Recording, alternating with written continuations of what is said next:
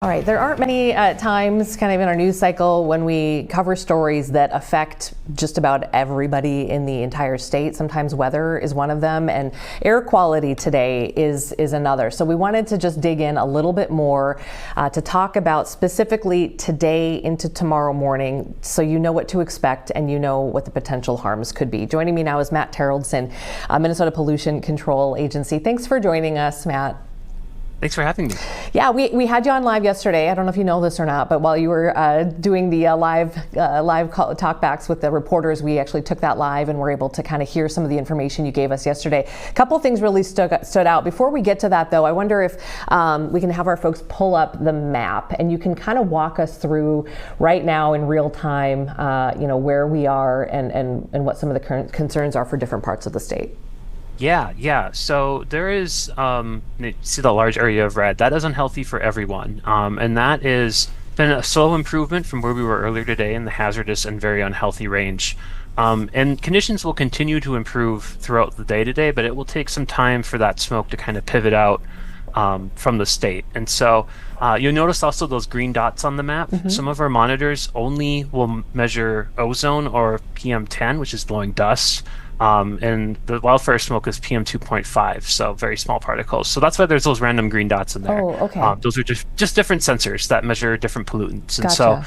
so, but today's air quality alert is for wildfire smoke, and like I said, it will take Mm-hmm. its sweet time kind of pivoting out of the state. Okay, and if I could ask you just some clarifying questions about the different colors and what things mean.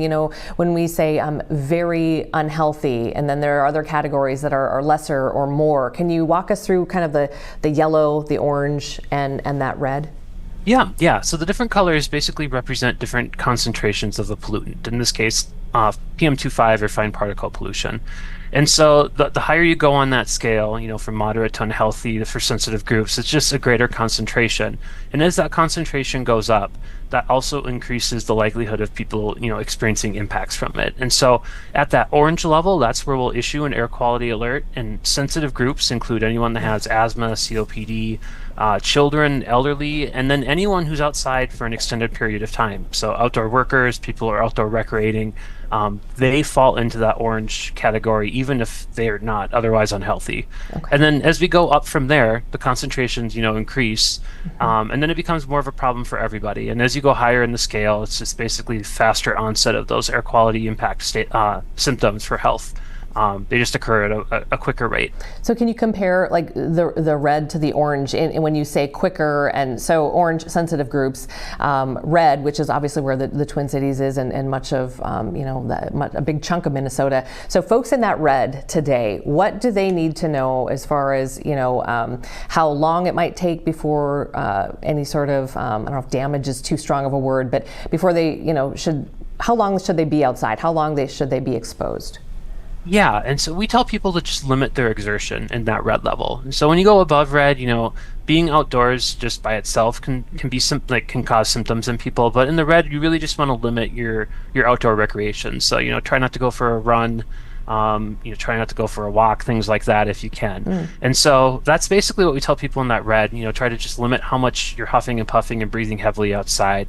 In that orange level, it's more for the general public. It's more just several hours of exposure at that level can be symptomatic and problematic for people. But at that sensitive group too, there's also people who have underlying health conditions like asthma and COPD. Yeah. They can have pretty significant health impacts, asthma triggers, things like that, even in that orange level. Okay. So that's the big takeaway we tell people. There was something else you said yesterday that kind of stuck in my mind. Obviously, we're concerned about the people. We're also concerned about our pets who spend a lot of time outside, animals, things like that. Tell me a little bit about the effect and the impact on pets, particularly in the red and maybe even into the orange. Yeah, the effects are basically the same for people. It's just, the smaller the body, the larger the impacts are. And so, if, I have two small dogs here at home, and, I'm always very cautious about letting them out because the smaller the animal, the faster they breathe, and so the faster the onset. And so, animals will get the same symptoms we get, the coughing, wheezing, burning eyes, things like that. And so yeah, it can definitely impact pets as well as humans. So, like on a day like today, and I don't want to pinpoint you to give specific advice, but on a day like today, if I've got a dog, I may not want to take it even for like a 10-15 minute walk. Is today a day to maybe not do that? Yeah. Okay. Yep. And conditions will be improving later today. And so it's Okay. one of those things where it's like, this morning, definitely not, but it will be, we'll be back into that orange or maybe even out of orange by this evening. And so that's at that point, you can consider taking them. But yeah, that's what we tell people, to just limit your time you spend outdoors and how much exertion you do outdoors. How often do we see the sort of red shade? And then also yesterday you talked about that kind of is it purple or maroon color as well. It sounded to me like, especially with the purplish color, that was pretty rare. It is, yeah. So yesterday, we issued our first maroon air quality alert ever from the Pollution Control Agency, and so that was for northwestern Minnesota. That purple contour, we've only used that once before, and that was in 2021. And so we're pretty confident that this morning's readings eclipsed what happened in 2021 in the Twin Cities. We're still doing some final quality control just to make sure that those observations look correct before we can say it's officially the highest. But it does appear that this was at least in parallel or very similar to what happened in 2021, if not a little bit worse. Interesting. Is there kind of an easy test for people, kind of something you tell people about, like smelling it or tasting it? And is that kind of a barometer for you guys? It is, yeah. The smell test is actually pretty good in this case. And so if you can go outside and you can immediately see or smell smoke, that's a pretty good indication that you're likely in that red or higher air quality. The caveat is for ozone. So ozone is odorless and colorless, so people won't see it. We issue alerts for that. It'll be a nice sunny day and people won't realize that the air is dangerous for them to breathe. But that, but for wildfire smoke, if you can see it and you can smell it, it's usually a pretty good indication that the concentrations are high enough to impact you. Okay, and it sounds like this episode that we're in right now is going to kind of wane and be out of here. And Keith's talking about sun and blue skies tomorrow, which is great, but it's not like the fires in Canada have gone away. So as you guys look into the sort of the near future here, or even into the summer, are you able to kind of gauge what that might look like? Yeah, I mean, I think it's pretty safe to say that these fires are going to be around for likely the summer.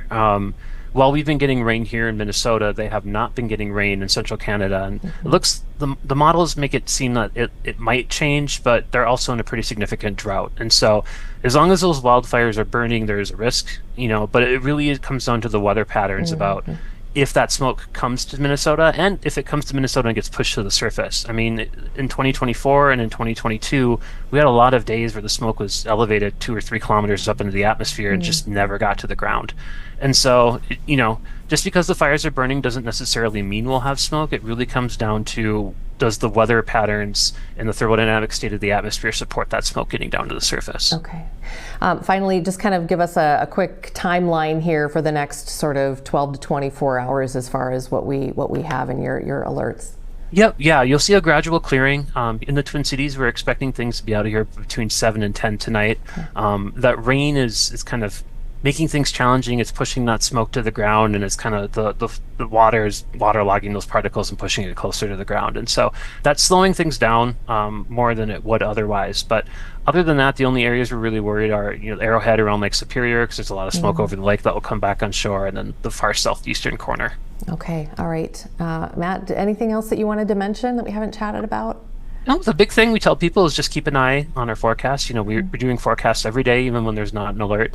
And we also recommend the AirNow app through EPA that has all of our data on it. And so it's a great way for people to get information that's coming straight from us. Okay, Matt Taraldsen, thanks so much for your time today. We really appreciate it. Thanks for having me. A lot. Okay, take care.